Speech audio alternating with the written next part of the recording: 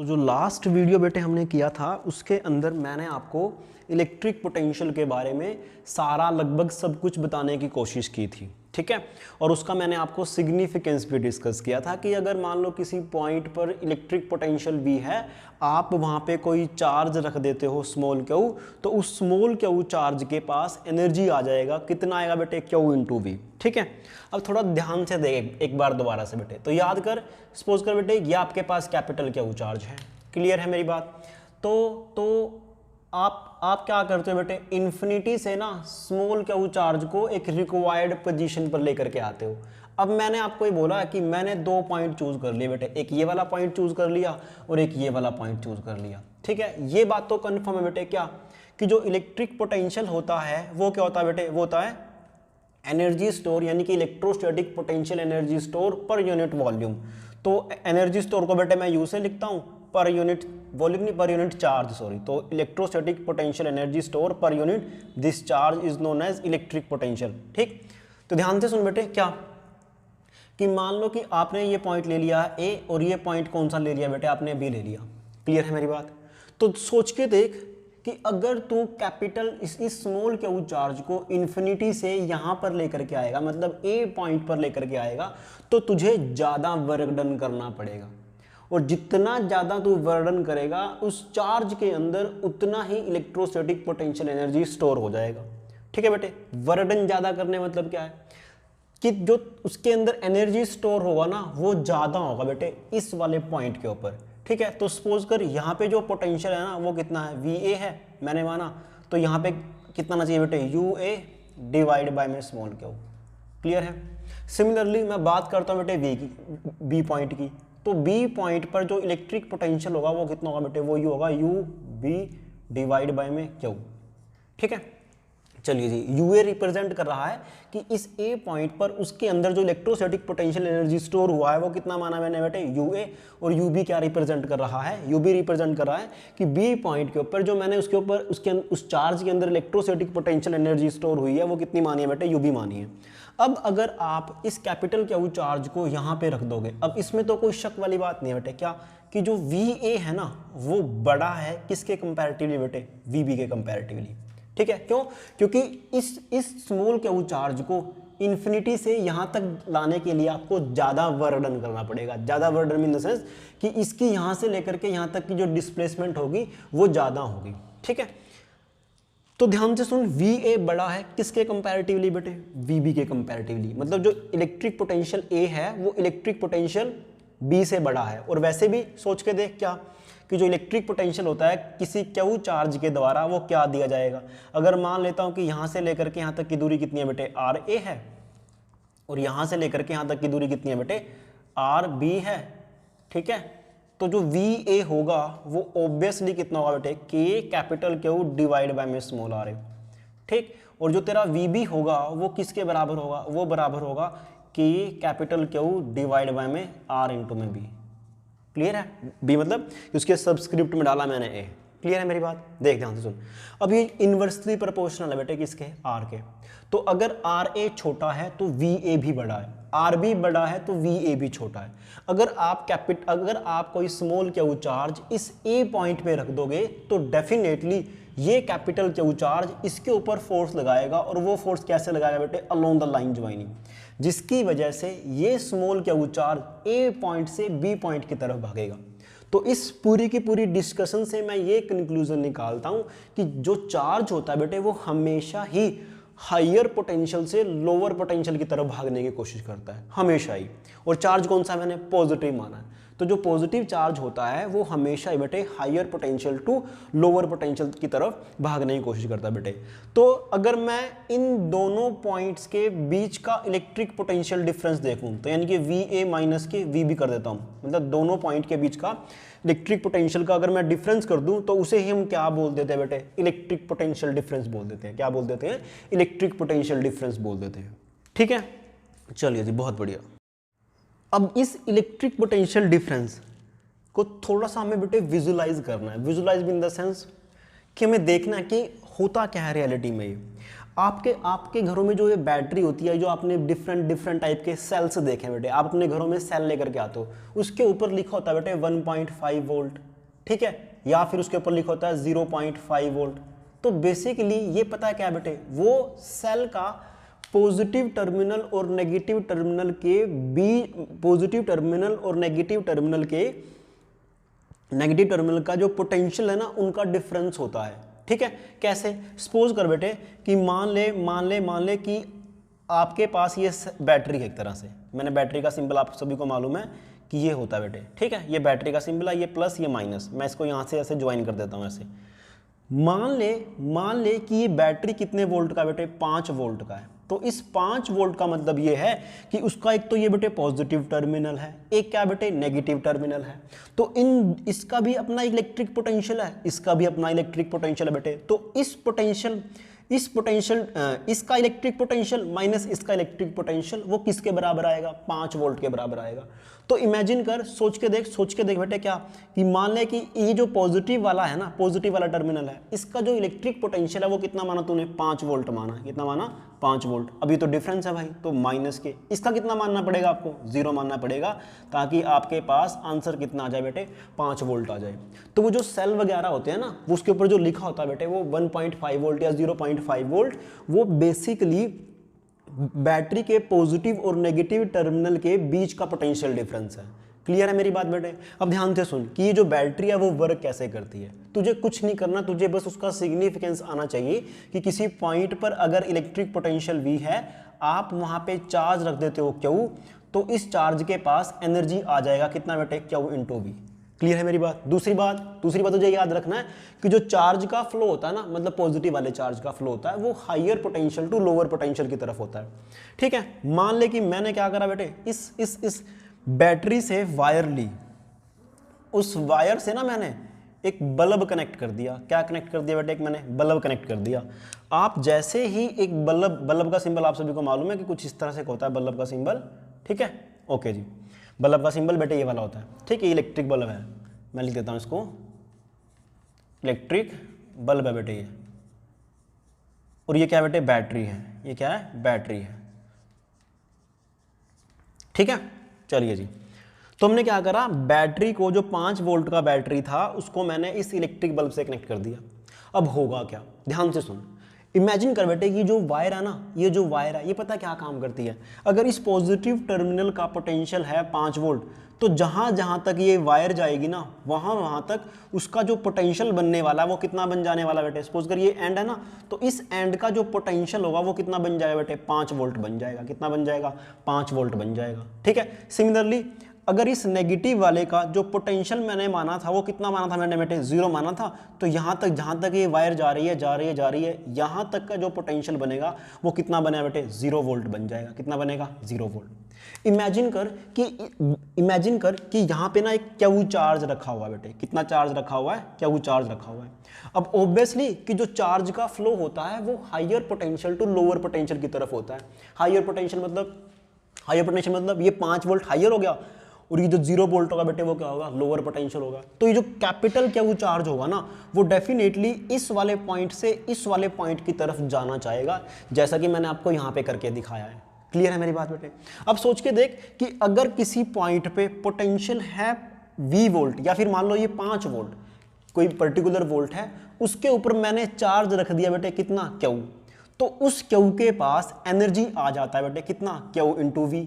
तो basically Q है मेरे पास यहाँ पे Q, और एनर्जी वोल्टेज कितना बेटे, 5 वोल्ट। तो कितना एनर्जी आ गया उसका बेटे, इस वाले क्वेश्चन के अंदर Q 5 QV। कितना आ गया बेटे, 5 QV।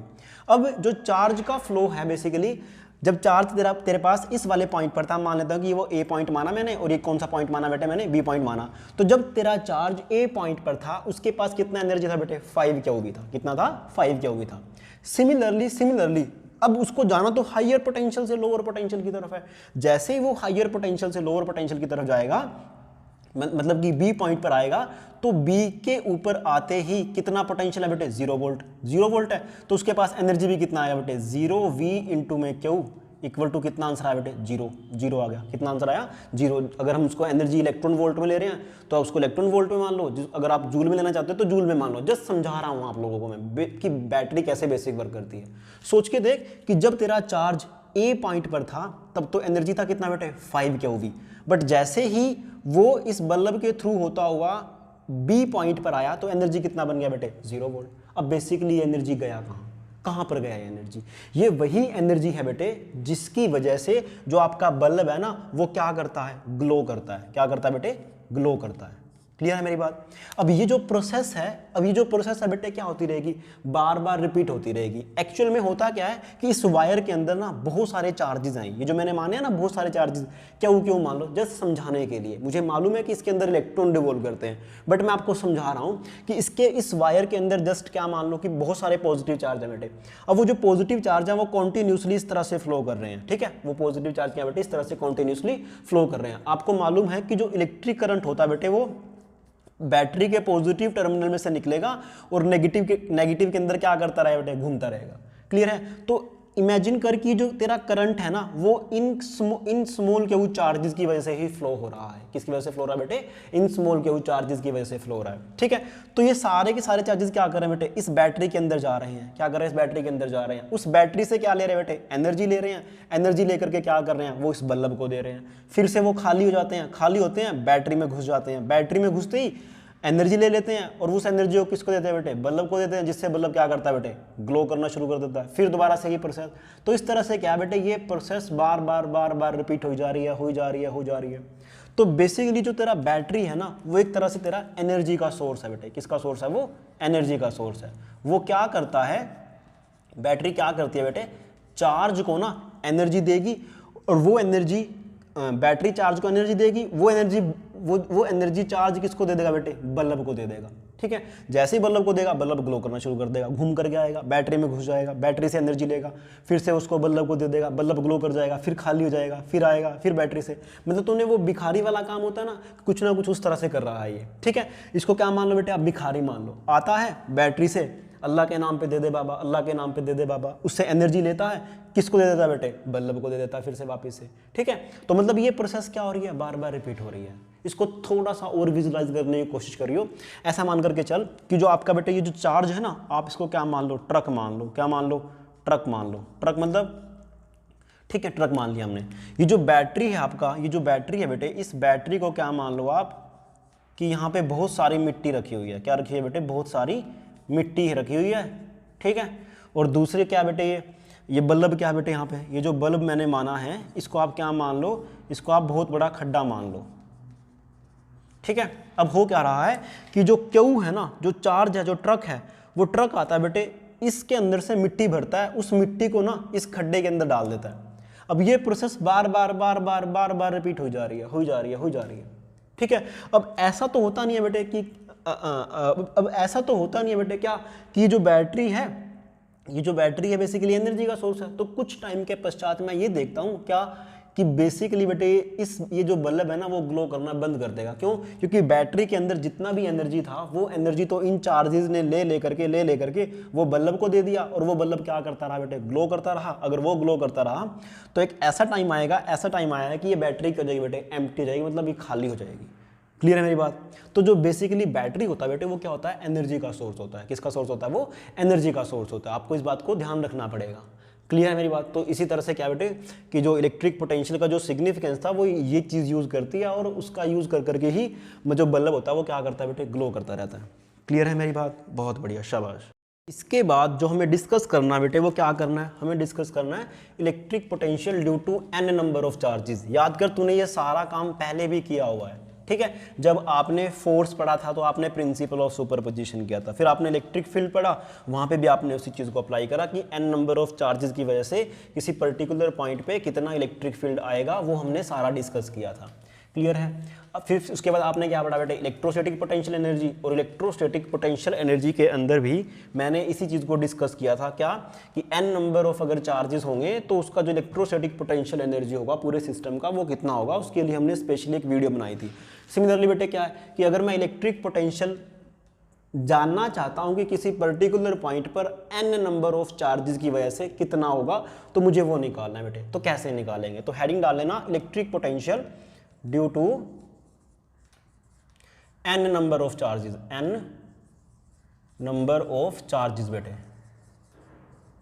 ठीक है। चलिए जी, बहुत बढ़िया, शाबाश। करते हैं इसको शुरू बेटे हम। तो क्या है इसके अंदर, ध्यान से सुन मेरी बात।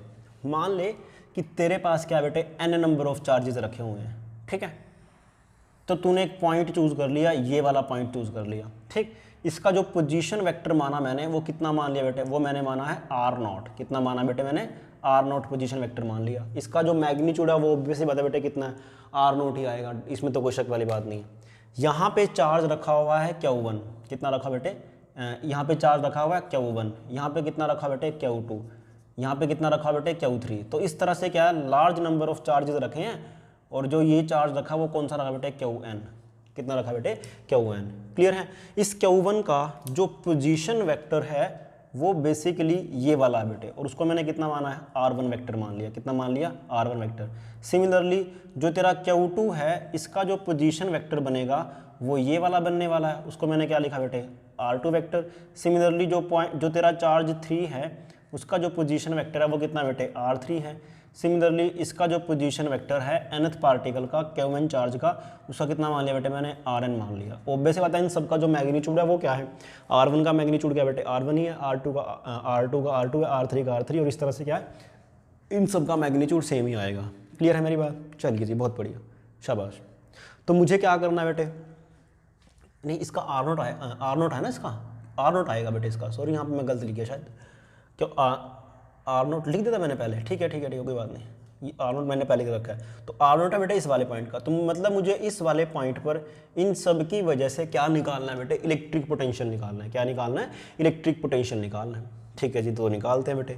तो सोच के देख बेटे कि जो इलेक्ट्रिक पोटेंशियल बनेगा वो एक स्केलर क्वांटिटी है या नहीं है। तो स्केलर क्वांटिटी को मैं नॉर्मली ऐड कर दूंगा। नॉर्मली ऐड करने का मतलब क्या है कि Q1 की वजह से जो इलेक्ट्रिक पोटेंशियल क्रिएट होगा वो कितना होगा बेटे, V1 प्लस 2 की वजह से कितना होगा बेटे, V2 प्लस Q3 की वजह से कितना होगा बेटे, V3, अब टू सो ऑन कितना करना बेटे मेरे को, Vn कर देना। तो ऑब्वियसली सोच के दे बेटे V1 का वैल्यू कितना होगा, वो होगा Q1 कितना बेटे, Q1 है, डिवाइड बाय में कितना डिस्टेंस है बेटे यहाँ से लेकर के यहाँ तक। तो जिस पार्टिकल से मैं डिस्टेंस मेजर करता हूँ उसको मैं लिखता हूँ बेटे R, मतलब 1 से कहाँ तक का, 0 पार्टिकल का, मतलब 1 से 0th पॉइंट का, मतलब 0 जो जिसका पोजीशन वेक्टर कितना है, 0 है, तो R 1 से लेकर के 0 तक, इस तरह से बेटे। प्लस इसकी वजह से कितना बनेगा बेटे, बनेगा Q2 डिवाइड बाय में R2 0, क्योंकि तो मैग्नीट्यूड लिख रहा हूँ खाली मैं। इसकी वजह से कितना बनेगा बेटे, वो बनेगा Q3 डिवाइड बाय में R3 0 एक पोजीशन वेक्टर है किसी पॉइंट का, हमने जस्ट माना है, ठीक है। तो Vn का मतलब क्या बेटे कि Qn डिवाइडेड बाय में Rn 0। क्लियर है। तो ध्यान से देख बेटे कि जो K है वो तो सभी में कॉमन आएगा, तो आएगा कॉमन, तो कितना आएगा यहाँ पे आएगा Q1 डिवाइड बाय में R10 plus Q2 divide by में R20 plus Q3 divide by में R30 सब्सक्रिप्ट, इस तरह से चलता जा रहा है। क्या आएगा, Qn डिवाइड बाय में Rn 0। क्लियर है, ठीक है जी। ध्यान दे बेटे ये समीशन आ गया, तो समीशन को मैं क्या लिख सकता हूँ, समीशन को लिख सकता हूँ बेटे मैं क्या, सिग्मा से।